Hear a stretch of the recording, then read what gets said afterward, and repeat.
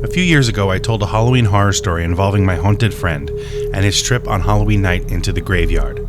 This happened exactly 1 year later, and he would have another terrifying experience.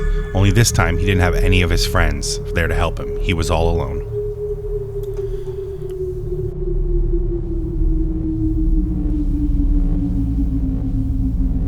I was in my room getting dressed up for my friend Matt's Halloween party. Nothing special. I was just going to be Jason Voorhees with my plastic machete. I made sure to get a legit hockey mask, one from the Halloween store that looked like it was right from the later Friday the 13th movies.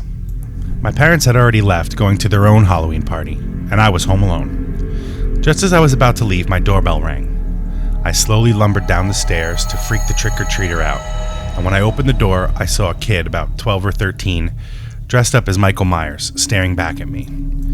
He didn't say a word. He didn't say anything. He just tilted his head in the typical Michael Myers fashion. So I did the same, and then the kid laughed, took off his mask, and said, "That's an awesome Jason costume." I said, "Thanks, I love the mask." Then he said, "Trick or treat." I liked this kid, so I gave him a handful of king-size candy bars. He said, "Wow, thanks," and started to walk away. Then before I can close the door, he turned and said, "Oh, by the way, I love your decorations." My dad always loved to decorate with spider webs, pumpkins, scarecrows. He always went all out. I said, "Thanks." What he said next sent a chill up my spine. "I really love the prop upstairs with the red eyes. But how do you do it?" I quickly rushed over to the kid and looked up, and then I felt a color drain out of my face. I saw the shadow and the bright red eyes. But I kept it cool and said, "That's our little secret. Happy Halloween." I did notice I had a little shake in my voice. The kid said the same and ran off into the night.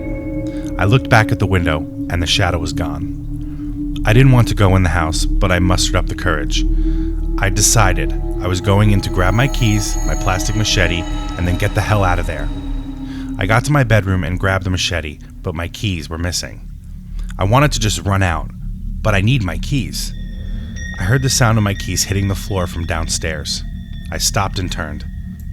I looked at the stairs right as a dark shadow flew out of the guest room and down the stairs. A wave of terror washed over me. I went down the stairs and scanned each room for the keys. In the kitchen, I saw them on the ground, right by the basement stairs. The door was open. I didn't go into the basement much anymore. I always felt threatened and terrified down there. So I grabbed a broom and I swung them over to the keys and started to drag them across the floor to myself. Then all at once, an invisible force grabbed the broom and yanked me off my feet, and I landed right next to the keys. I grabbed them, then got to my feet and turned to run in the opposite direction and out of the house, when all of a sudden I felt an icy cold grip on my ankle, and the grip tightened, and I screamed in pain as I was pulled back onto the floor, then dragged to the basement steps, and fell down the stairs, hitting every step, and landing on the carpeted concrete floor with a big thud.